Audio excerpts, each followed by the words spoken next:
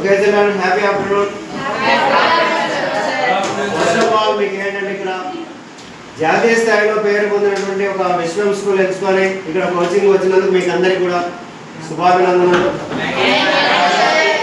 అయితే ఇక్కడ మనకు విశ్వం ఇన్స్టిట్యూట్ అనేది మనకు ప్రతి సంవత్సరం ఎంతోమంది పాలిసెట్ కాదు, సైనిక, నవోదయ, ఆర్ఐఎంసీ, ఆర్ఎంఎల్సీ ఇలాంటి డిఫరెంట్ టైప్స్ ఆఫ్ కోచింగ్ ఎంతోమంది పిల్లలు వస్తూ ఉంటారు.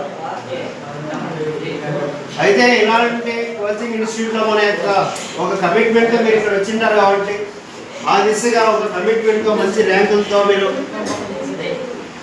ఒక మంచి స్థాయిలోకి వెళ్ళాలంటే ఇక్కడ ఒక మంచి అబ్దుల్ కలాం గారు చెప్పినటువంటి ఒక కొటేషన్ చెప్తాను. ఏంటంటే ఇక్కడ సమున్నత లక్ష్యాలు నిర్దేశించుకోకపోవడం ఒక పెద్ద నేరం అంటారు. లక్ష్యాలు ఎప్పుడు కూడా ఉన్నతంగా ఉండాలా.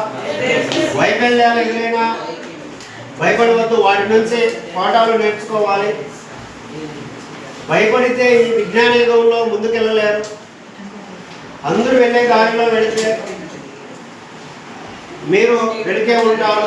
ఎప్పుడైతే మీవైన దారులు వెతుక్కుంటారో అప్పుడే మీరు సక్సెస్ అనేది మీ సొంతం అవుతుందని ఇక్కడ అబ్దుల్ కలాం గారు చెప్పినటువంటి ఒక కొటేషన్ ఏంటంటే ఇది మీరు మీ యొక్క కమిట్మెంట్ ఒక లక్ష్యాలు లేకపోతే, లక్ష్యాలు కన్నా మీరు ఎంచుకోకపోతే మీ లైఫ్ అనేది అనుకున్నంత విధంగా ముందుకు తీసుకెళ్ళలేరు. ఇలాంటి లక్ష్యాలు సొంతం అవ్వాలి. మీరు ఇక్కడ చేస్తున్నటువంటి కోచింగ్లో, ఇక్కడ చేరినటువంటి కోచింగ్ ఇన్స్టిట్యూట్లో మీరు తీసుకున్నటువంటి ట్రైనింగ్ ఏదైతే ఉందో అది చక్కగా ఉపయోగించుకుంటే మీకు సక్సెస్ అనేది ఈజీగా సొంతం అవుతుంది. ఇలాంటి సక్సెస్ అవ్వాలంటే ఫస్ట్ ఏంటంటే ఇక్కడ మీరు ఒకటే గుర్తుపెట్టుకోవాలి. First of all you stay and focus.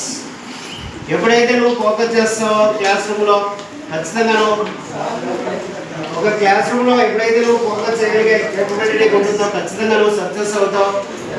అలాంటి సక్సెస్ రావాలంటే నువ్వు నీ క్లాస్ రూమ్లో నువ్వు ఎలా బిహేవ్ చేస్తున్నావు, నీ యొక్క బిహేవియర్ ఎలా ఉంది అనేది ఇక్కడ ముఖ్యంగా నేర్చుకోవాల్సింది. ఇక్కడ మెయిన్గా ఏంటంటే థాట్ ప్రాసెస్ అంట.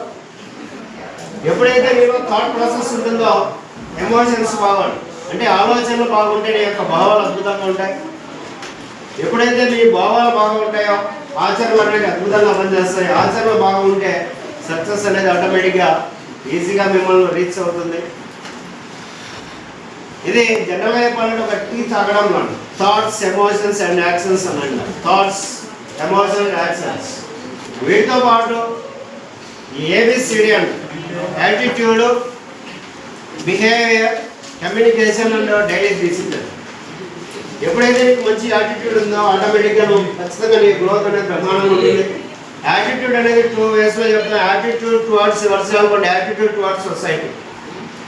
ఫస్ట్ నీలో ఏముందనేది తెలుసుకో. What is inside your mind set. First of all you know about your mind set. నీ మైండ్లో ఏముందో దాన్ని తెలుసుకోవాలి. నీ ఆలోచనలే నీ లైఫ్. ఎప్పుడైతే నీలో మంచి ఆలోచనలు ఉంటే ఖచ్చితంగా సక్సెస్ అవుతావు. ఎప్పుడైతే నీలో ఈ థాట్ ప్రాసెస్ బాగుందో, నీ ఆలోచన బాగున్నప్పుడు సొసైటీ కూడా ఏదో ఇవ్వాలనేటువంటి ఆలోచన వస్తుంది. That is the attitude. Behaviour, నువ్వు ఎంత చదువుకున్నా, ఎంత స్థాయిలోకి వెళ్ళినా నీ యొక్క బిహేవియర్ బాగాలేకపోతే ఎవరు కూడా నీ గురించి పట్టించుకోవాలి, నీకు విలువ కూడా ఇవ్వాలి. ఒక గ్రోత్ ఎలా ఉండాలా, సొసైటీలో హ్యూమన్స్తో రిలేషన్స్ ఎలా ఉండాలా, పేరెంట్స్తో ఎలా ఉండాలా, ఎక్కడైతే మీరు ఒక డ్యూటీ చేస్తున్నారో వాళ్ళందరితో కూడా కొలీగ్స్తో ఎలాంటి బిహేవియర్తో ఉండాలనేది కూడా చాలా చాలా ఇంపార్టెంట్. మూడో విషయం ఏంటంటే ఇక్కడ కమ్యూనికేషన్స్. కమ్యూనికేషన్స్ అంటే ప్రతి ఒక్కరు మాట్లాడచ్చు. మన యొక్క మాట్లాడేటువంటి మాట అనేది అద్భుతంగా ఉంటుంది. నీ మాటే మంత్రం ఉంటుంది. మనం మాట్లాడే మాట బాగుంటే మనం 10 మంది తోడవుతారు. ఎప్పుడైతే నీ మాట, నీ కమ్యూనికేషన్ బాగాలేకపోతే మన అనే వాళ్ళందరూ కూడా మనకు దూరం అవుతుందా. మంచి మంచి కమ్యూనికేషన్స్లో మన యొక్క భావాలు, మంచి భావాజాలం, కథజాలం, మంచి వర్బల్స్గా మంచి ఈ థాట్ ప్రాసెస్ అనేది ఒక అద్భుతంగా తీసుకెళ్తే మీరు ఖచ్చితంగా ఈ కమ్యూనికేషన్లో సక్సెస్ అవుతారు. మరి 4th వన్ చెప్పారు ఇందాక డైలీ డిసిప్లిన్. ఏదో ఈ రోజు కొద్దిసేపు సార్ వాళ్ళు చెప్పారు, కొద్దిసేపు డిసిప్లిన్గా ఉంటే చెప్పలేదు కాదు. ఓవరాల్గా నీ లైఫ్ అంతా నీకు డిసిప్లిన్ అంటే ఏంటి, ఆ డిసిప్లిన్ అనేది ఎప్పుడైతే నీలో ఉంటుందో ప్రతిరోజు నీ డిసిప్లిన్ మెయింటైన్ చేస్తే ఖచ్చితంగా ముందుకు తీసుకెళ్ళచ్చు. వీటితో పాటు ఒకరికొకరు తోడుగా ఉండడం అనేది కూడా మనం అలవాటు చేస్తాం. అవసరమైనప్పుడు మనకు తోచిన విధంగా హెల్ప్ చేయడం, సేవాభావం కలిగి ఎప్పుడైతే ఉంటామో ఖచ్చితంగా ముందుకు తీసుకెళ్ళచ్చు. దీనికి ఒక విషయం చెప్తాను. గ్రీస్ కంట్రీలో ఒక చిన్న రైతు ఆ పొలంలో పని చేసుకుంటూ ఉంటే ఒక చిన్న చెరువులో నుంచి ఒక అరుపులు వినిపిస్తూ ఉంటాయి, కాపాడండి. అంటే అక్కడ ఆ పిల్లవాడు మట్టిలో కూరుకుపోయి చాలా బాధపడుతుంటాడు. ఈ చిన్న రైతుని ఏం చేస్తానంటే ఆ పిల్లవాడిని కాపాడుతాడు. ఆ రైతు పేరు వచ్చేసి అలెగ్జాండర్. తర్వాత ఈ పిల్లవాడు వాళ్ళ ఇంటికి వెళ్ళినప్పుడు వాళ్ళ నాన్నని తీసుకొని వస్తాడు. మరుసటి రోజు ఒక కారులో, ఆయన ఎవరో కాదు, ఆ ఊరికి పెద్ద జమీందారు, ఆ ఏరియాకి మంచి బాగా ధనవంతులను. అప్పుడు ఈ రైతు దగ్గరికి వచ్చినప్పుడు ఆ రైతు ఇంట్లో ఒక చిన్న పిల్లవాడు మాసిపోయిన బట్టలతో కనిపిస్తాడు. ఈయన జమీందారు అప్పుడు అడుగుతాడు, ఎవరండి ఈయన, ఎవరు ఈ పిల్లవాడు అంటే మా బాబు అని చెప్తాడు ఆ రైతు.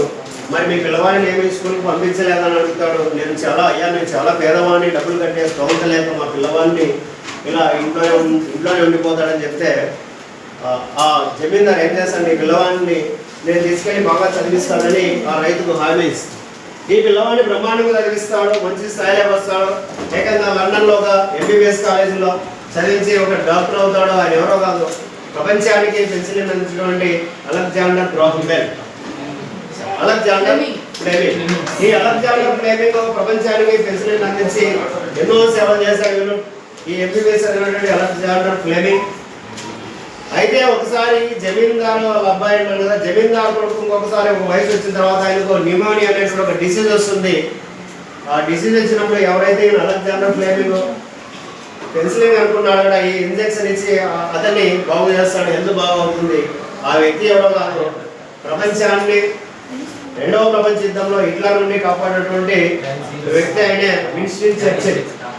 సో ఇలా చూడండి, ఒకరికొకరు చూడడం వల్ల, ఇలాంటి కమిట్మెంట్తో చేయడం వల్ల, ఒకరేమో దేశానికి పెన్సిలిన్ అనుకున్నటువంటి ఒక వ్యక్తి తయారైన పేదరికంలో ఉన్నా సరే, దట్ ఈస్ అలెగ్జాండర్ ఫ్లెమింగ్ అన్న. రెండో వ్యక్తి ప్రపంచాన్ని హిట్లర్ నుంచి రెండవ ప్రపంచ యుద్ధంలో కాపాడే స్థాయికి వెళ్ళాడంటే చూడండి, ఒక కమిట్మెంట్తో ఒకరితో చేదోడు వాదోడుగా ఉంటే ఎలాంటి విజయాలు వస్తాయని మనం దీని నుంచి మనం నేర్చుకోవచ్చు. దీనితో మీకు ఒకటే కావాలి, ఇక్కడ మంచి character, how to buildup your character లేకపోతే ఏది మనం రుచించదు. మరి ఏంటి క్యారెక్టర్ అంటే, మనకి ఎప్పుడు కూడా మన హృదయంలో ఎప్పుడైతే మంచి క్యారెక్టర్ ఉంటుందో ఆటోమేటిక్ మన గృహం అంతా కూడా ఆనందమయంగా ఉంటుంది. ఎప్పుడైతే నీలో క్యారెక్టర్ లేదో మొత్తం కుటుంబమే చిన్నమైపోతుంది, నీ ఫ్యామిలీ కూడా ఓవరాల్గా లైఫ్ డ్యామేజ్ అవుతుంది. మరి క్యారెక్టర్ అంటే ఏంటంటే, దీనికి ఒక ఎగ్జాంపుల్ చెప్తాను మీకు. ఒకసారి అమెరికాలో ఇక్కడ అమెరికాలో ఏంటంటే అబ్రహాం లింకన్ ఒకసారి ఆ దేశానికి అధ్యక్షుడు అవుతాడు. అయితే అబ్రహాం లింకన్ వాళ్ళ నాన్న చెప్పులు కొట్టుకునేటువంటి ఒక వ్యక్తి, చాలా పేదవాళ్ళు.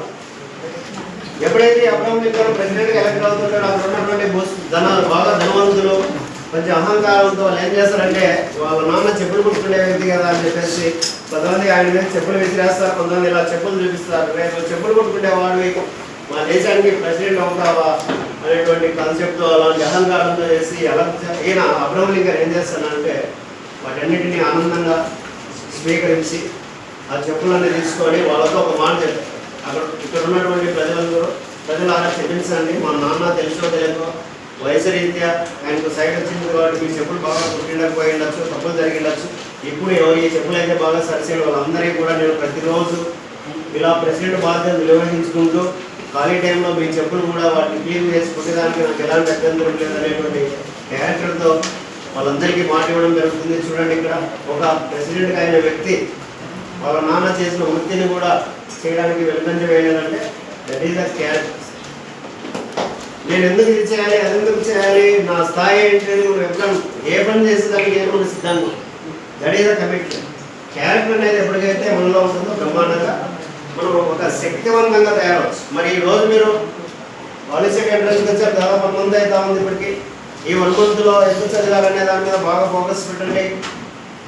నెక్స్ట్ మీరు రాసేటువంటి పాలిసెట్ ఎంట్రన్స్లో మంచిగా రాయగలిగారనుకోండి, ఖచ్చితంగా ఇక్కడ వచ్చినందుకు మీకు ఒక సార్థకత ఉంటుందా. మీకు ఇక్కడ వచ్చి మాతో ఉన్నందుకు, ఇక్కడ నేర్చుకున్నటువంటి పాఠాలు కొద్దిగా మీరు ఉపయోగించుకుంటే మీకు ఈ డిప్లొమా కోర్స్ మంచి డిమాండ్ ఉంది. కాబట్టి ఈ దిశగా మీరు కన్నా మంచిగా చదివి మంచి మార్కులు తెచ్చుకొని ఒక మంచి స్థాయిలోకి వెళ్ళితే మీకు లైఫ్ అనేది చాలా బాగుంటుంది. ఏ స్థాయిలోకి వెళ్ళినా సరే మన యొక్క క్వాలిటీస్ అనేవి మర్చిపోవద్దు. ఇందాక చెప్పాను కదా, ఒకరికొకరు తోడుగా ఉంటే ఎలాంటి సత్ఫలితాలు వస్తాయి. మన హృదయంలో మంచి క్యారెక్టర్ ఉంటే మనం ఏ విధంగా ముందుకు తీసుకెళ్ళచ్చు దీన్ని మొత్తం దేశాన్ని ఒక స్థాయికి తీసుకెళ్లేదానికి కూడా మీరు ఆ ఛాన్సెస్ ఎందుకంటే మీరంతా కూడా కాబోయే యూత్. భారతదేశం ఎదురు చూస్తాం ఏ మూల నుంచి స్వామి వివేకానంద లాంటి వ్యక్తులు ఎక్కడ వస్తారా, అబ్దుల్ కలాం లాంటి మహానుభావులు ఎక్కడి నుంచి వస్తారా. ఇలాంటి వ్యక్తులు దేశానికి కావాల్సిన అవసరం ఉంది కాబట్టి ఇక్కడ భారతదేశాన్ని సక్సెస్ఫుల్గా తీసుకెళ్లేది కేవలం మీతోనే అవుతుంది. ఎందుకంటే మీరంతా కాబోయే యూత్లు. మీరు కన్నా ఒక కమిట్మెంట్తో ఈ రోజు నుంచి ఒక మంచి కమిట్మెంట్తో ఒక 5-6 ఇయర్స్ ఒక బాధ్యత రహితంగా ఒక బాధ్యతగా పుట్టినందుకు ఒక మంచి వాల్యూస్తో మంచి గ్రాటిట్యూడ్తో నేర్చుకుంటూ మీరు చేయగలిగితే ఖచ్చితంగా ఒక భారతదేశంలో పుట్టినందుకు గర్వంగా మనం తలెత్తుకొని తిరగవచ్చు. అబ్దుల్ కలాం గారు ఎప్పుడు చెప్తూ ఉంటారు, దేశం అంటే భారతదేశం, పౌరులు అంటే భారతీయులు.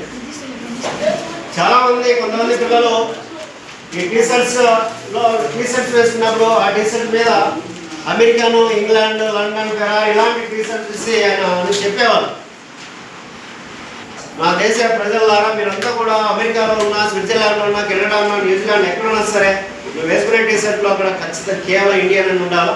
అలాంటి గర్వంగా నువ్వు ఒక భారతీయుడిగా ప్రపంచంలో ఎక్కడున్నా ఒక భారతదేశం ఒక బ్రాండ్గా దేశం అంటే భారతదేశం స్థాయికి తీసుకెళ్లాలని ఎప్పుడు ఇలాంటి విజన్ ఉన్నటువంటి వ్యక్తి అబ్దుల్ కలాం.